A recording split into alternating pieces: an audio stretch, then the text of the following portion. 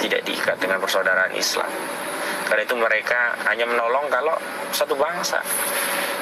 Orang Iran hanya menolong orang Iran, orang Saudi hanya menolong orang Saudi, orang Mesir hanya menolong orang Mesir, orang Turki hanya menolong orang Turki. Mereka terpecah belah oleh hujaman pemikiran barat sekuler, yakni pemikiran nasionalisme. Nasionalisme itu sendiri sebenarnya ikatan-ikatan yang sangat rendah, seperti ikatan hewan dan burung-burung. Ya, mereka hanya bersatu kalau ada serangan dari luar. Kalau tidak ada, mereka akhirnya rebutan makanan lagi. Padahal kita umat Islam sudah dipersatukan dengan ikatan yang luar biasa, ikatan akidah, ikatan la ilaha illallah Muhammadur Rasulullah. Nah, karena itu saya berulang kali mengatakan bahwa solusi terhadap permasalahan Al-Aqsa Palestina ini bukan dengan seruan kemerdekaan kepada Palestina, seruan two state, ya, dua negara yang berdampingan seperti yang di-endorse oleh Amerika Serikat. Itu sama saja mengaku negara penjajah untuk menguasai wilayahnya. Tapi seruan untuk membebaskan Palestina dengan jihad, ya. Dan hari ini tidak ada satu negara yang bisa mengirim tentara untuk berjihad fisabilillah, karena negara-negara yang ada saat ini semuanya terikat dengan nasionalisme, tidak terikat dengan akidah Islam. Dan satu-satunya negara yang terikat dengan akidah Islam yang punya tentara dan bisa menyerukan jihad fisabilillah untuk membebaskan saudara-saudara kaum muslimin, termasuk dalam hal ini di Palestina, di Al-Quds ini, ya hanya khilafah.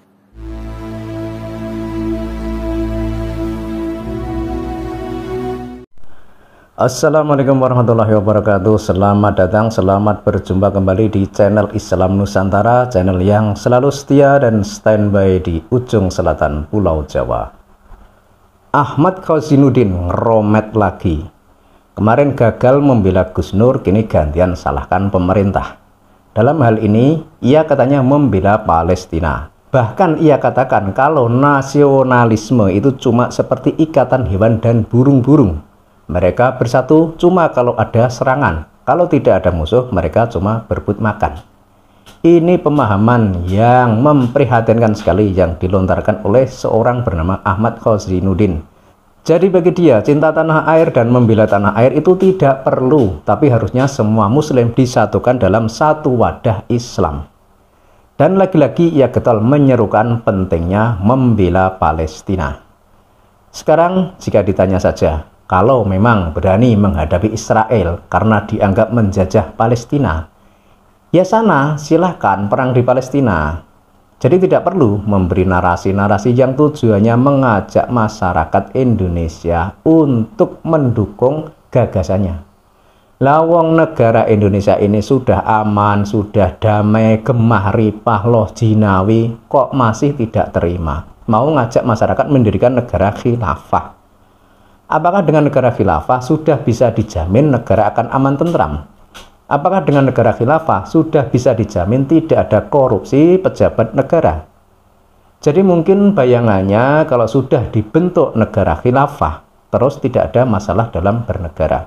Mungkin begitu. Logikamu di mana, Drun? Negara khilafah itu produk barat yang dijual di Timur Tengah dan tidak laku. Kok mau ditawarkan di Indonesia?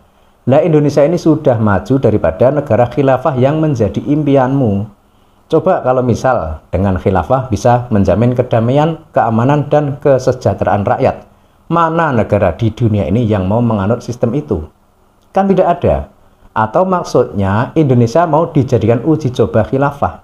Nanti kalau berhasil, biar negara lain ikut-ikutan merubah sistem negara menjadi khilafah.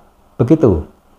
Angel-angel. Ya mungkin cocoknya orang seperti ini yang sering mempromosikan negara khilafah. Itu cocoknya tinggalnya di gurun pasir yang tandus seperti di Timur Tengah sana. Tidak di Indonesia yang subur, alamnya indah, warganya ramah, harta melimpah, dan banyak lagi keistimewaan lainnya tentang Indonesia jika dibanding dengan negara-negara lain.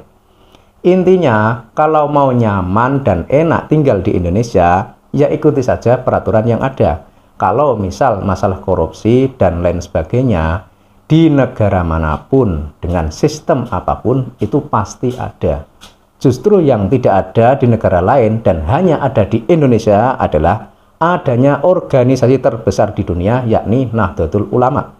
Dan Nahdlatul Ulama punya prinsip dan pendirian Hubbul waton minal iman. Membela tanah air adalah bagian dari iman.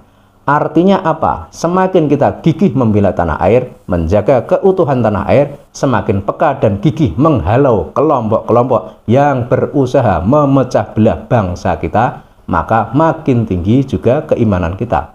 Sementara jika sukanya hanya mengecam negara, mencemooh negara, menebarkan provokasi dan adu domba agar masyarakat tidak cinta pada negaranya sendiri, nah di situ tingkat keimanan dipertanyakan. Salam waras.